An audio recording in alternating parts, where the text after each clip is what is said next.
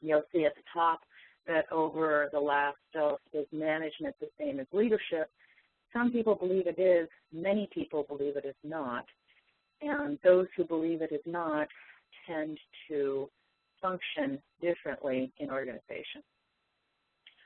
Also, I started looking on LinkedIn, where a lot of people gather and have questions, looking at conversations about leadership and management. And here is just literally what one senior PM said, and I think it tends to represent that community that talks about leadership and management being two different things. He said, a leader has followers. To be a leader, designation, position are not prerequisites. So you can be a leader without positional power or authority. A manager follows up. Managers do not have existence without designation and position. In other words, positional power. It's a manager is not a natural kind of role. It is an assigned role. A leader is a role that kind of travels with the person, like the person's integrity, in a manner of speaking. One of my favorite writers on leadership is the founder and CEO emeritus of Visa Corporation. He's written a couple of books on how that organization was formed. And in The Birth of the Chaotic Age, he says, and I think this is so true, a true leader cannot be bound to lead. A true follower cannot be bound to follow. It is not making better people of others that leadership is about. In today's world, effective leadership is chaotic. It's about making a better person of oneself. Income, power, and position have nothing to do with that. In fact, they often interfere with it. And he's a fairly radical voice on the edge of these new leadership theories. And just to define chaotic, and this is a term that has become part of the business and leadership lexicon and has been added to our standard dictionary, such as Webster's. The term is defined as the behavior of any self-governing organism, organization, or system which harmoniously blends characteristics of order and chaos, patterned in a way dominated neither by chaos nor order, characteristic of the fundamental organizing principles of evolution and nature. The notion of self-organization or self-management in Agile is probably not new to you. I'm sure earlier speakers have brought that up. Agile leaders need to be able to help foster self-organization and engender self-management. Vihas also says most organizations are based on compelled behavior, on tyranny, for that is what compelled behavior is. No matter how benign it may appear or how carefully disguised and exercised, future organizations will embody community based on shared purpose. And in my government consulting experiences, this seems to be so often more true in government because it is so mission-driven. People tend to, my observation was, join government agencies, sometimes for the employment stability, but very often because they are aligned with the mission of the agency and want to make that kind of difference in the world. Vihas, by the way, is still living. He started Visa in the 60s, and he was already well into his career. Last I heard, he was living in Olympia, interestingly. Pervasive leadership is where we want to be headed when we are leading in Agile organizations. And to lead in this way means we have to think about power and accountability in a different way than we might otherwise do. Pervasive leadership sets a context that favors collaboration. We'll talk about that more here in a couple minutes. And using this model means that we have to ensure that other people's highest priority needs are being served. We need to really be paying attention not just to the group, not just to the mission of the organization, but to the individuals that make up that group. This test, which is based on the best test out of servant leadership, is do those led grow as persons? Do they, while being influenced by the leader, become healthier, wiser, freer, and more autonomous, more likely themselves to become pervasive leaders? This model has 3 precepts. First, you change your mental model of I and thou. Deep under Agile frameworks and in the Agile community is the notion that we are mutually co-arising.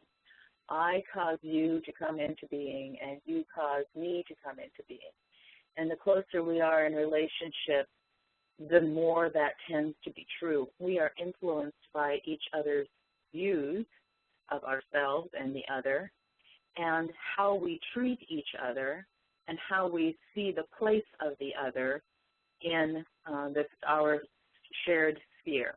So if you are in a position of legitimate authority or a position of legitimate power in an organization, you probably see people deferring to you, and you may have taken that for granted, but their very deference has an effect on their ability to stand up fully and self-organize, participate in self-organization and self-management in the group. Act locally and think holistically.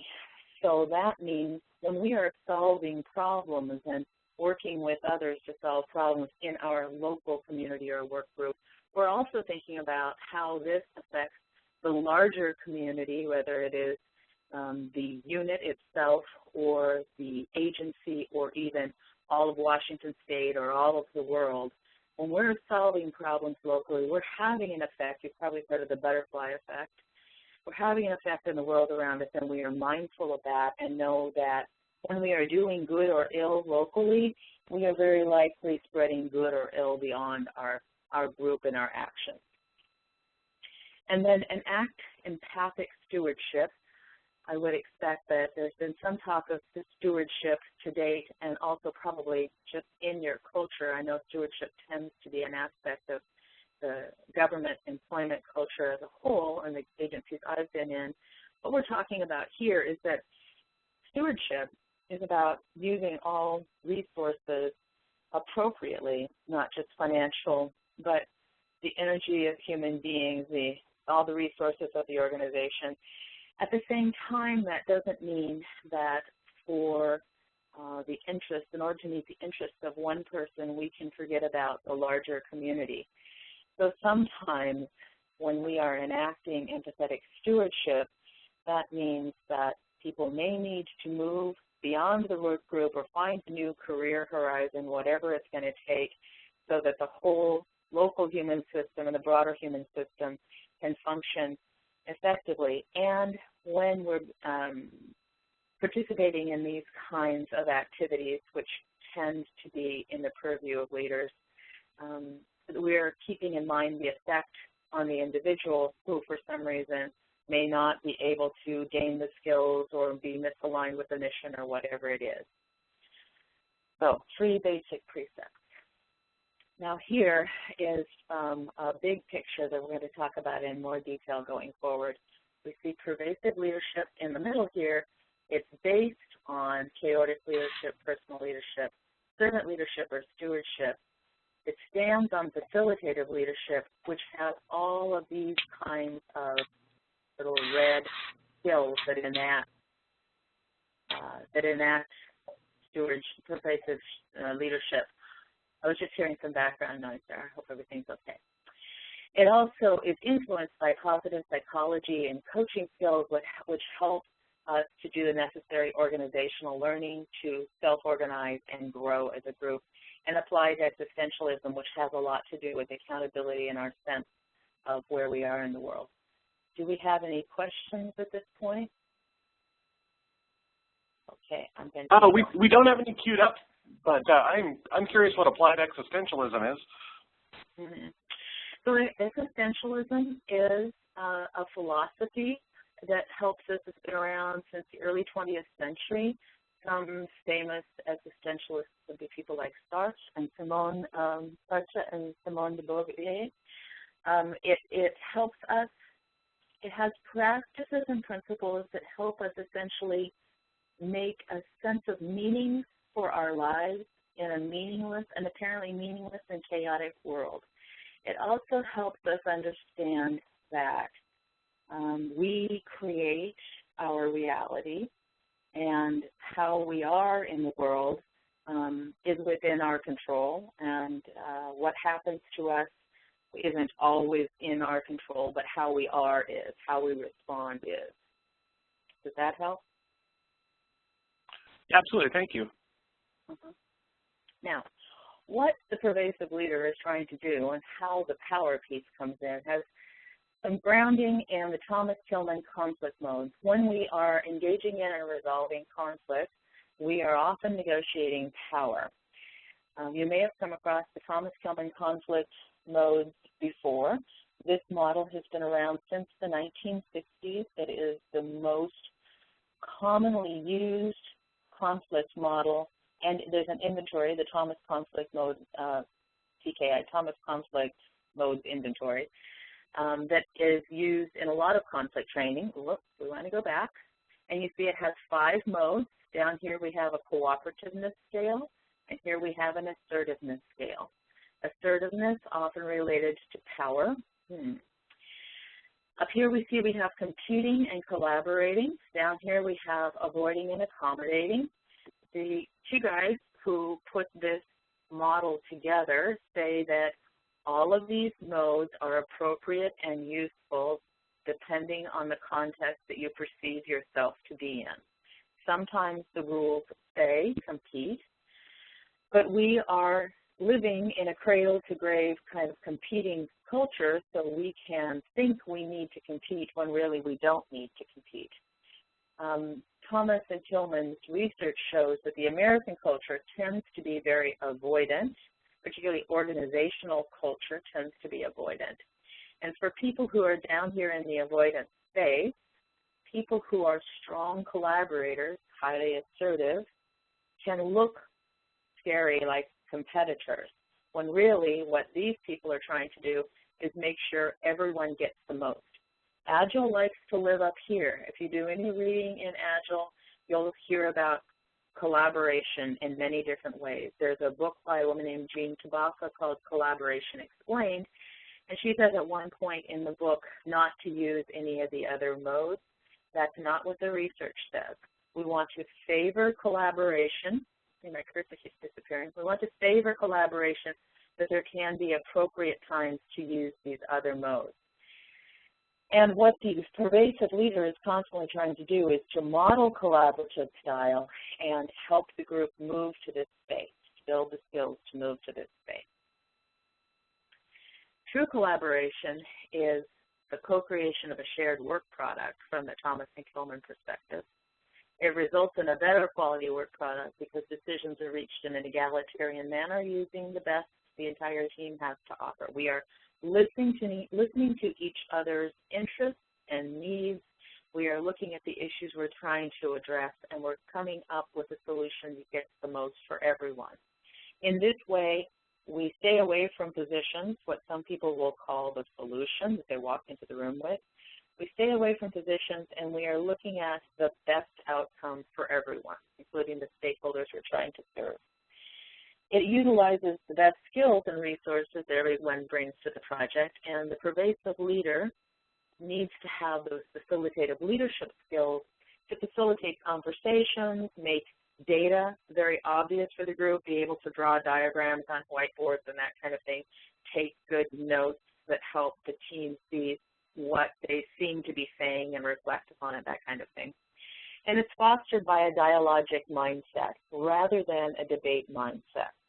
So what we're going to be doing when we're having conversations is we enter the conversation with the desire to learn at all times about ourselves and the other as well as the topic, as opposed to entering the conversation to make our point or to win or to triumph over another.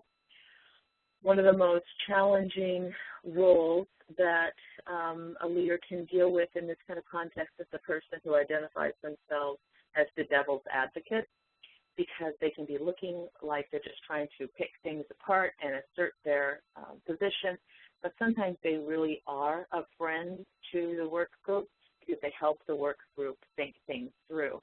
But the point at which that devil's advocate moves out of the space of staying in real dialogue, that leader needs to bring them back in and remind them that we're all here in a dialogic mindset. We're here trying to collaborate with each other, and are you still aligned with that kind of perspective?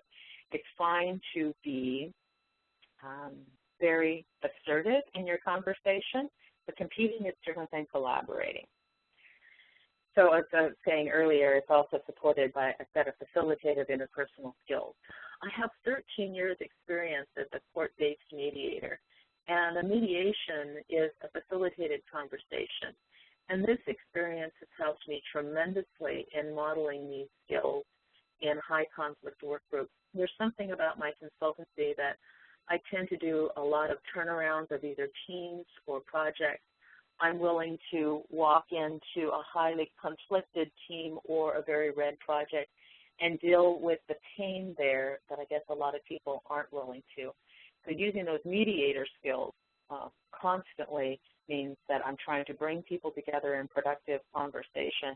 And I do think mediation as well as facilitation training is really helpful for people who are trying to set the right context in the group and ensure that we have the right kind of power dynamics going on. It's power with, collaboration is power with, not power over. Competition is power over. So the accountability model that we want to favor has a lot to do with setting expectations. This is our foundation for accountability, and providing good feedback, setting expectations around feedback as well as what it is that we're hoping to get done, and setting the context for whatever needs to be done in a very broad way. So setting clear expectations and not necessarily dictating at the task level. If you're dictating at the task level, it's much more difficult for a team to develop the skills of self-organization and self-management. We're always driving to this accountability. In an Agile, it is typically a group accountability, particularly at the team level. Not that there's never individual accountability, but it's typically a group accountability. Excuse me. So we start with setting our expectations, circling back, making sure that people have the kinds of support they need, and then ensuring that we've removed all impediments so that they can be fully accountable. I want to show you a model here. This is a handout that I used in one of my classes on delegation. It's based on situational leadership. This is a full handout, and then I'm going to just broaden it out so you can see. Justin, are you able to see those clearly, those little faces? Yes. Okay. They have 7 levels of authority, and one of the things I do when I'm working with managers is we play delegation poker, how they delegate their authority to the group. The objective of this game is to delegate as much authority as possible, and there's actually a scoring system and all that. But down here is a really important part in terms of providing feedback, and this is a delegation checklist that helps you determine whether you're giving them a good delegation. It's not just when is the work due, but do we really understand if this is a discrete chunk of work, people have the tools and the skills to be successful, how often will you report on progress? This has to do with giving feedback. Is someone available to you, a coach or a mentor, which may well be the leader, in case people need help? And this helps you, these last 2 bullets in particular, help you set up that feedback cycle that you need in order to support people in their accountability. We don't talk about holding people accountable. We talk about supporting people in their accountabilities. And when people are not able, for whatever reason, to stand up to their accountabilities, this is always an organizational learning moment. One of the most difficult things for me when I was first learning to lead teams was in making sure I'd given good instructions, set good context, and I was pretty bad at that. And so people couldn't be accountable because they honestly didn't know what needed to be done, and I was giving inconsistent information. So that checklist would have helped me quite a bit 20 years ago. Accountability model. Let me see if we can pass this on. One more slide. Okay. Now we're going to have a couple of minutes talking about some of the things that feed this model. Other people may have talked about servant leadership. Servant leadership is the preferred model inside of particularly Scrum. If anyone has read the Scrum Guide, which is available at scrum.org and is the seminal work and it is a living document freely distributed, the seminal work on Scrum. They specify servant leadership as the leadership model there. The challenges with servant leadership, though it is an excellent model, is that there is not much out there about how to actually be a servant leader. There's a lot out there about the philosophy. For instance, this best test. Do those served grow as persons? Do they, while being served, become healthier, wiser, freer, more autonomous, and more likely to be themselves to become servants first? But I have seen so many misinterpretations of servant leadership and what it means to be a servant leader that I have gotten to the point where I say that I see more soylent green than green leaf in so many servant leadership adoptions. And if you're familiar with the short story, the science fiction short story, To Serve Man, Soylent Green was a slurry of human beings that were served back to human beings. And that's one of the challenges with servant leadership. I think it's difficult to implement well. So we want to take the best from servant leadership and draw that into our practice as leaders. The great thing about servant leadership is that it does tend to be, or can be, in its best form, a distributive form, and it is there to support other people, but sometimes serving gets a little bit twisted, and you end up serving them in terms of what you think their best interests are, rather than walking beside them and understanding from the coach-mentor perspective what they think their best interests are and growing together with them in the context of community so that we're all leading in the right direction. So again, the power with model rather than the power over model. Stewardship is strongly allied with servant leadership, and in a book called The Case for Servant Leadership by Kent Keith, he makes that specific point. And stewardship was developed by a guy named Peter Block. He comes from a strong existentialist perspective, whereas Arcane Greenleaf came from a strong Quaker's perspective, and he was writing in the 60s, and Peter Block was writing in the 90s as it's still consulting today. And there are a lot of similarities, but you'll see some things about stewardship that look a little bit closer to the Agile context, and that we want to maximize the choice for those closest to the work, reintegrate the managing and the doing of the work. That's what we're talking about, self-organization, self-managing. Let measurements and controls serve the core workers. So a little bit of a stance on organizational level measures and more focus on things like burn down charts and things that are data that feed back into the work group itself. Yield on consistency across groups and support local solutions. And then service is everything, which is a strong tie back into servant leadership. So a Scrum Master is going to be supporting the team in building that sense of serving the product owner and the organization. And that Scrum Master is modeling that servant leadership role into the team.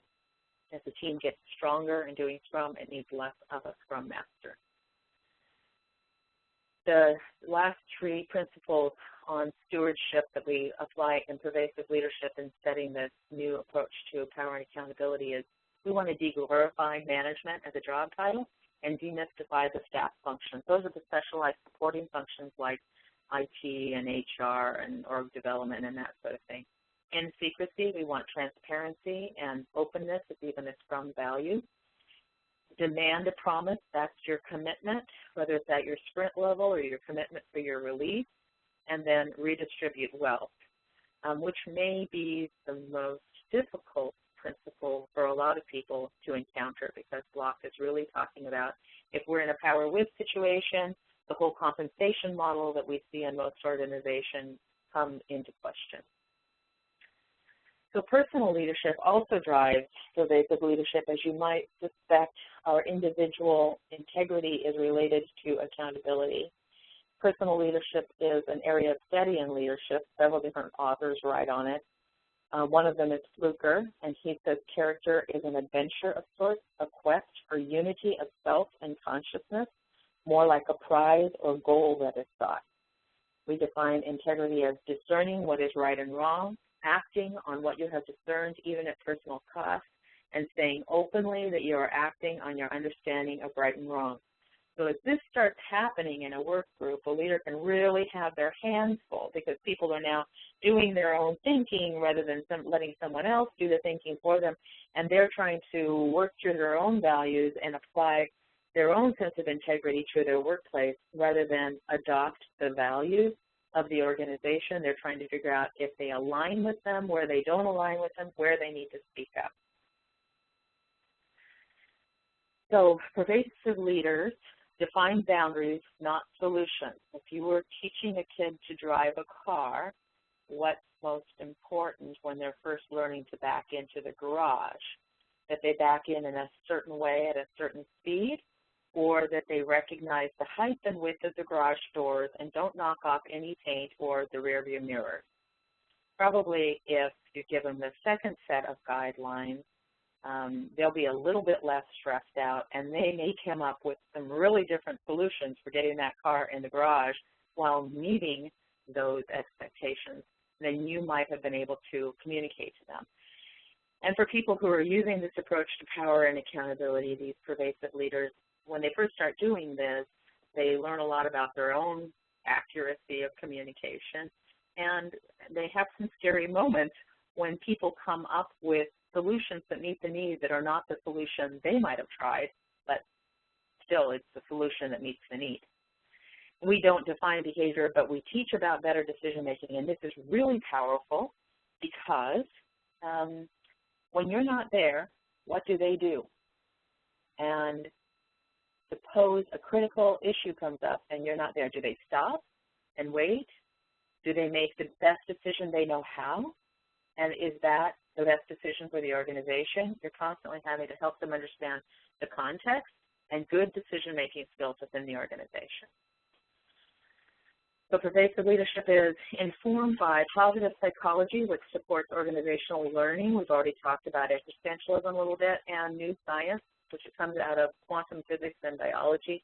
Probably earlier speakers have talked a little bit about the new science and how what we learned in quantum physics about the importance of relationships as opposed to individual nodes, and the importance of morphic resonance in biology, how we form connections as a community, as a team, and we'll talk about that a little bit more here in a minute. The positive psychology has emerged in the late 20th century. There's actually a program on it at Pennsylvania University now, and it is great for looking at healthy states rather than looking at sick people and fixing them. They're looking at healthy people and trying to help them become healthier and happier. It focuses on engagement and meaning, not just pleasure. And engagement and meaning is something that a leader in an organization can help enhance. And it's interested in interventions that make happier and healthy people. The pervasive leader is going to set context in which the hard work of organizational learning can happen. Organizational learning theory is pretty uncompromising, but it is how organizations get better. And in organizational learning, you're constantly looking at where did we fall short, where did we fail, what can we learn so that doesn't happen again, and you go through the PDCA, plan, do, check, act cycle again and again, constantly getting better. Well, that's emotionally pretty difficult for people unless they have this positive psychology context to rely on when they're not looking so hard at that PDCA cycle and where did I fail and how can I get better next time. Existentialism, we talked about the reason search for meaning in a meaningless world, focuses on the individual human. It acknowledges that we can be in a context of disorientation and confusion in the face of an apparently meaningless or absurd world and how we make sense of that. Notice that positive psychology looks at meaning. The pervasive leader is helping that collaborative context and alignment with our natural accountabilities in the organization. So the ability to deal with the kind of disorientation that people can experience in change and help them understand how this actually is making us stronger as we go is really important. The new science talks about field theory or morphic resonance, as I was talking about. The relationships between people are more important than the individuals themselves. That's why we need to treat the team So carefully, if not tenderly, we want to ensure that it functions as a team and has the opportunity to do so. And that human intention impacts current reality. That is a principle that goes back to when a scientist is doing experiments, how the measurer affects the measurement, and why Agilists tend to be skeptical about a lot of metrics. They seem to believe that metrics can be manipulated either way and be of limited value. Not all of them do, but some of them do. That matter is actually energy. We are energetic beings, and the energy that we share with each other, this notion of being mutually polarizing, that energy in the group, this synergy in the group, is a very real thing that lots of people do research on from the quantum physics perspective, and the notion of field-level interconnectedness. That interconnectedness can be related to even intuition. A guy who started the early research on this, his first book was How the Dogs Who Know When Their Owners Are Coming Home or something like that. And he started looking at first at animals and then looked broader at all biology. Hey, Jean? Last name is Sheldrake, yeah. Hey, I had a quick question. When you talk about fields, are you talking about that in the hard sciences sense of like interacting fields of things, or is that a in the field sort of usage? Like electric fields of electricity. Okay. Yeah. Great. So things connecting and affecting each other at a distance, not necessarily directly connected. That's right. So there was something that quantum physicists noticed in the early 20s called the zero-point field. And they started noticing this in their measures, and they started just throwing out this zero-point field as something that wasn't important. It was too unstable to be measured. Well, as they continued to research into the late 20th century, they found that it is a field of all connectedness. They don't know that much about it right now. They're still doing research, but interestingly, it's in the healthcare profession where it seems to be coming up again, and when they're looking at consciousness. So philosophers look at consciousness, but so do people who work in the healthcare profession. How do we know when we're dead or alive? When we say we're unconscious, how much of consciousness exists? And to the extent that we are connected to each other. Teams, you'll have a sense they just know when somebody's coming in or when somebody's not well, or they know instinctively the right thing to do, like swimming together as a school of fish. That kind of connectedness. This is a fascinating area to study, and if people are interested in resources, there are even conferences on it, and I can send you some resources. I think it's interesting because it has so much to do with teaming and healthy teaming. Fields can be healthy or unhealthy, and leaders who are interested in influencing those fields, there's actually research out there and now business tech available talking about how you can influence those group fields. I know this probably sounds very woo-woo to some people, so, if it's not interesting, just go ahead and pass right by. Other people may be quite fascinated by this. So pervasive leadership, which is a new approach to power and accountability, drawing on all of these things that we've just talked about, is a new whole encompassing these existing leadership theories and this existing science to help people move to the right place with power, which is power with rather than power over. Usually, yes, there will be times when power over will be important. It's usually in emergency situations. We're not always in emergency situations. And to stand up to our natural accountabilities, which we seem to be having a hard time doing even as a society. And this model is a model that walks with the person. You don't have to be in any particular role in the organization to adopt this approach in leading yourself and others. So, any questions? We don't have any in the queue right now. I think we've got them trained pretty well to wait for the end of the talk to start asking questions, so apologize that we haven't had more there. Are you wrapping up, or do you still have a little more content to go? Nope, this is the last slide. Oh, well, the last slide has your contact details on it. Don't forget to skip to that.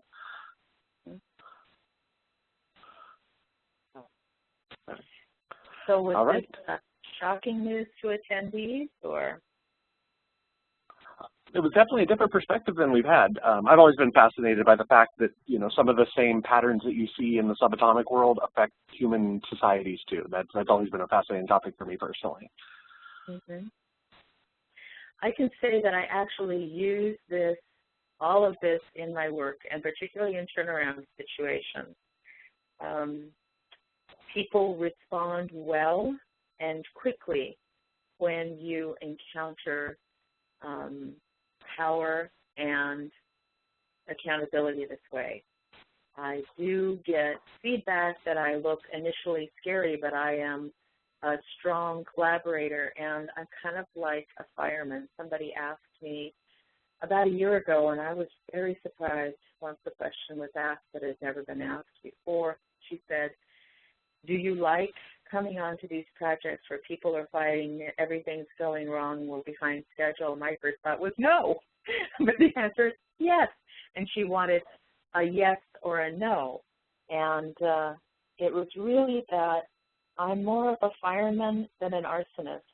An arsonist likes to watch the fire burn. I don't think any fireman likes to run into a burning building, but they like to get the fire put out. And I find this approach to power and accountability rapidly moves people to a space where they can start working together, they can free up a little bit and talk about what really needs to be done and take the action that really needs to be taken to turn around a bad situation.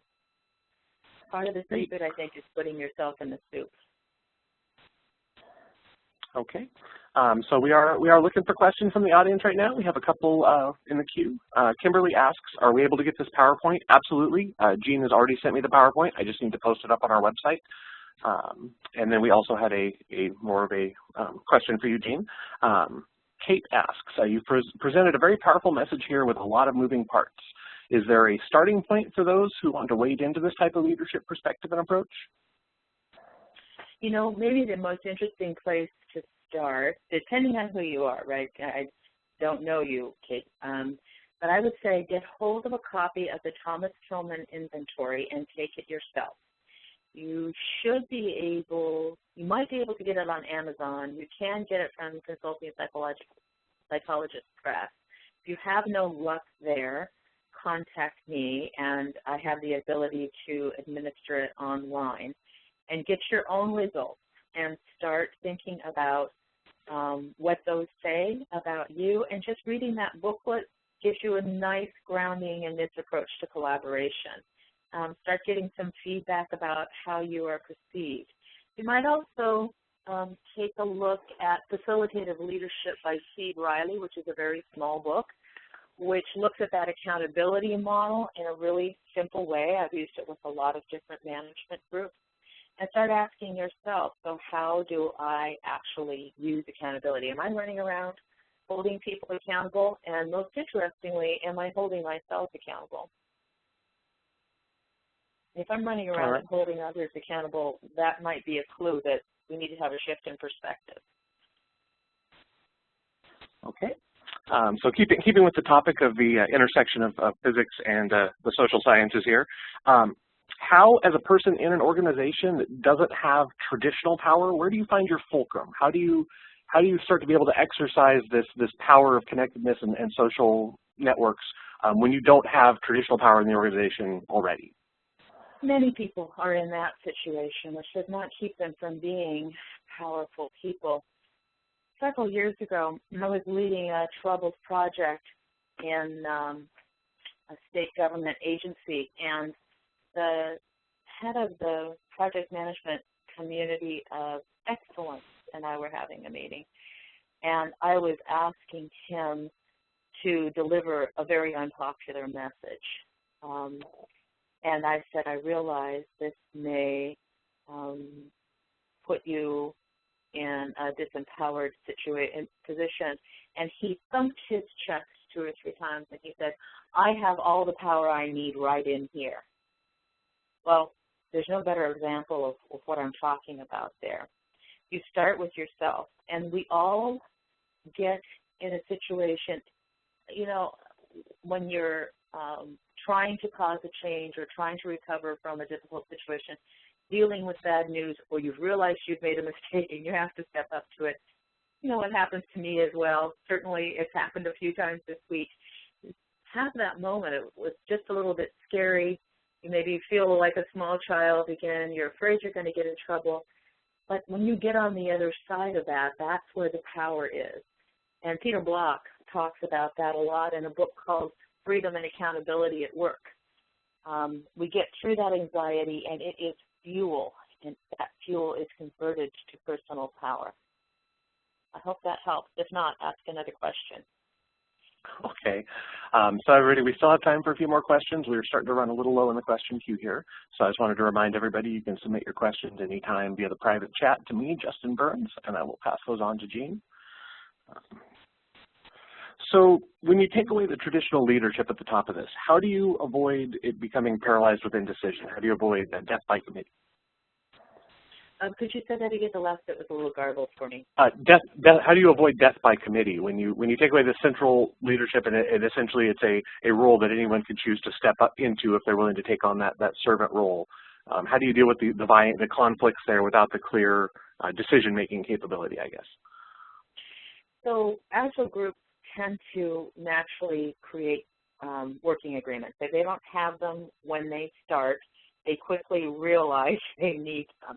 And those working agreements typically include two things. One, how will we make decisions? And two, how will we resolve conflict? And those two things are pretty closely related. And there are many different ways to notice that you're stuck in making a decision. And then you refer to your working agreements of how do we get unstuck and how do we make a decision. There are additionally skills or tools like the Thomas Kilmann inventory where you can know who in your group is the very decisive person. That's often the competitive person who just says yes or no, this is how it's going to be. Who is going to find more options when you start running out of options, so you're not happy with the ones you've got, so you're stuck. That's probably your compromiser, is kind of with a lot of options but needs help picking one. There are other kinds of inventories you can use to figure out who has which style as well. There are many voting approaches, and it just kind of depends on the group. If we're talking about death by committee in terms of nobody wanting to lead, that's a different kind of situation. That says you don't have a pervasive leader in the group. And I would say at that point, anyone who wades in and says, let's engage in a conversation about our stuckness, that's the person who's kind of the emerging leader of the group. So nature abhors a vacuum, in other words. Well, not always. Not when it comes to human decision-making in committees, and particularly if it's an avoidant group. You may, at that point, want to call in an external facilitator, either a professional from outside the organization or someone in the organization you trust in whatever role. It may be in your training group. It may be some trusted manager. Tell them the problem you have, and they can start asking questions to help you get going. Maybe they're your scribe. It just depends on the nature of the stuckness. Another way to deal with the death by committee is to time box your decision. And at the end of this time box, whatever decision we have, that's the one we're going to try for this time period. And the Scrum model helps with that. You only have so much time for planning. And at the end of that time box, the plan you've got is the plan you execute against, and then your retrospective at the end helps you look at, well, how well did that go for us? Was that sufficient planning? Did we waste too much time before we got to a decision, that kind of thing? Okay. We have another question coming in from Kimberly is asking if we can possibly get a copy of the bibliography, some of the books that you mentioned. If I can get that from you, I would be happy to post that on the website for everyone. Yeah, I tend to talk about a lot of books I've read over time, so I think I will need to write up a bibliography of the ones I referenced in this particular slide set, so that will come to you over the weekend, Justin. Oh, that's great. Thank you, Jean. And then in a similar vein, Dan also asked if you could share the handout on delegation that you mentioned. Yep. Okay, easy answer there. Let's see. Okay, here's a fairly in-depth question. Mike writes, it requires some contemplation to pose questions in a politically charged environment. Turf-minded leaders can limit the potential of pervasive leadership growing. Compartmentalized or classified workers seem to be penalized for stepping out of their box. What are your suggestions regarding the barriers to entry into pervasive leadership? So that's interesting, especially that last bit, different classifications of employees essentially being kept in their box. And the very fact that Dan is attending this discussion indicates that he is interested in Agile. And Agile has principles and practices to deal with that kind of thing. Group accountability and functioning as a group and identifying organizational impediments, which you will definitely do, gives you some basis and some support system for engaging with this whoever. Now, this manager who is apparently interested in keeping people in their boxes, there are any number of reasons that they may be interested in doing that. You end up having to develop a relationship with an individual as opposed to a role and be able to have a conversation with that individual. In some Agile adoptions, people have found it helpful to bring in external facilitators or coaches to help those conversations move forward. The good thing that you have going for you in your Agile adoption is that Agile has been running for about 20 years now, and it's been running in government for several years now. When I first took my training in 2003, I think it was, from Ken Schwaber, I asked him about Agile adoption in these kinds of environments, and he said he knew of none. That has changed drastically, even in the last 3 to 5 years. So there's data to pull on about the value of being of functioning in this way, and if management wants the value, it means they end up having to have these kinds of conversations. It is difficult for them, and it's difficult for them in many ways. And drawing managers into the organization, even one who is comfortable in letting line workers, for instance, have more of an influence on decision-making, allows them to have a model and a greater sense of safety around interacting with line workers in this way. In other words, letting line workers speak up and have a voice if that's not happening now. You can also, Steve Riley's Facilitated Leadership, which is a basic little book, and it gives you their perspective. And when you take on their perspective, it's easier for you to have a more productive conversation with them. This notion of power with rather than power over, it is also a matter of walking in each other's moccasins. You can't simply come from your own perspective when you have this conversation. Now, the notion of properly phrasing questions in a politically charged environment, it's a valid concern, but it helps to, of course, depersonalize those questions, take the judgment out of the questions, really look for the data, and to ask it from that learning posture. And I would say, don't be obsequious. Do not be respectful, but deferential doesn't necessarily get you where you want to go. Respectful and deferential are not the same thing. Okay. Our next question is from Kimberly. She asks, what resources would you recommend for a servant leader who's passionate about showing a best example and helping, serving, and solving, but who becomes overwhelmed as others allow the leader servant to lead and support most of the project? So how do you deal with kind of overcommittal, and what resources would you recommend to help with that? That sounds like two questions.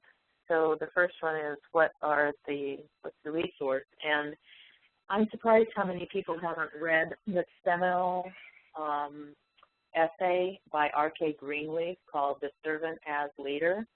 It's available in Servant Leadership, A Journey into the Nature of Legitimate Power and Greatness. It's the first essay in that series. It's available in other texts as well. I'm not sure that it's available free online, which is a little bit of a surprise to me. I tend to PDF this essay and send it out to people. So start by reading that. Another book that may be of help is The Case for Servant Leadership by Kent Keith.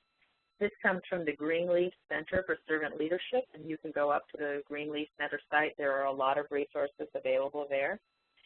The challenge is, how am I enacting this? It sounds like this person really wants to show a good example of servant leadership, and there aren't a lot of good resources beyond mentoring that help people enact servant leadership.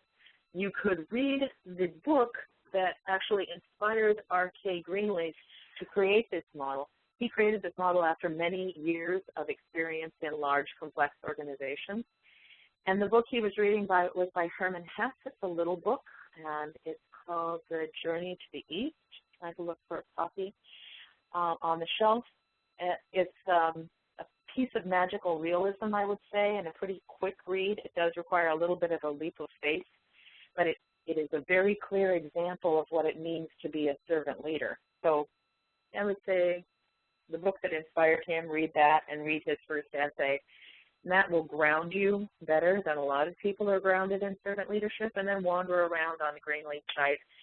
The Greenleaf Center has an annual conference as well. The challenge to avoid with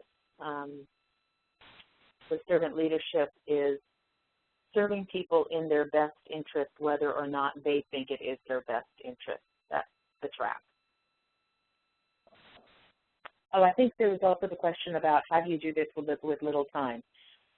I am not sure how time enters in here, but I do know to lead well, you do need to have time for reflection on your own actions and what's happening around you. So if you get yourself booked to the hilt with tasks, it's going to be difficult to lead well because, as Dee Hawk said, this is first about leading yourself, which means you have to do your own, as it were, organizational learning and self-improvement. There has to be time for that, whether it's in the workplace or outside the workplace. And servant leadership can occur at many levels. It's how we are in the system. We don't necessarily have to spend a lot of time with people in order to be a servant leader. A lot of time with those led.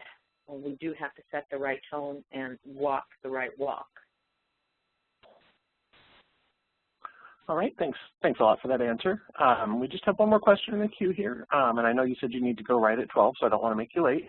Last question was just for clarification on one particular issue. And Dan, a different Dan actually, asks, yeah, you mentioned in the talk about, you were talking about inventory, you mentioned Tillman or Timon, and he was just wondering the spelling on that so that he could look it up for himself. Thomas Tillman, yeah, back here. I'll bring it up, Thomas Tillman modes. And those are two guys' last names. Ralph Tillman actually has a LinkedIn group, 2 LinkedIn groups that he leads, and you can look for that under the TKI on LinkedIn, and he is very responsive and participative there. I'm not sure if Thomas is still practicing. I think it's been a while since I've seen him publish anything. Okay. Thomas inventory. Let's see. Do you have time for one more question? Sure. Okay.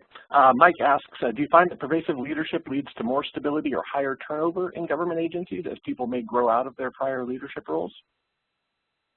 As people may grow out of their prior leadership roles. Huh. I'm not quite sure what to make of that last bit. So I think what he's describing is a sort of a churn in people's roles as a result of this. Oh, you mean because they are now acting as a servant leader, they may grow out of their prior role? Yes, and actually Mike just clarified also he meant at the end, grow out of their prior non-leadership roles rather than leadership roles. Well. So as people assume power. Yeah, so they get promoted essentially. or they don't get promoted and they get frustrated because they would like to be in formal leadership roles. I suppose that could happen. I'm thinking about some people I've worked with in government. There was a guy who had been in the Department of Human Services his entire career. He looked young for his age, and he was certainly an excellent leader. He is very close to retirement, and he's going for the whole banana, as it were, so he's been there some decades. He was very versatile, moved around to a lot of different roles. I'm not sure he ever had direct reports, but my word, did he have a lot of influence, not only with his peers and first-line employees, but with up to the DCIO level, deputy CIO level at least. And he could sit and have very direct conversations with these people and be heard, but that didn't mean he had formal authority. So you can be a pervasive leader at any level in the organization. I guess I would ask if the desire for promotion is related to something more like increased income or increased power. If you go back and look at what D. Hawk was saying, he was saying these things can actually get in the way.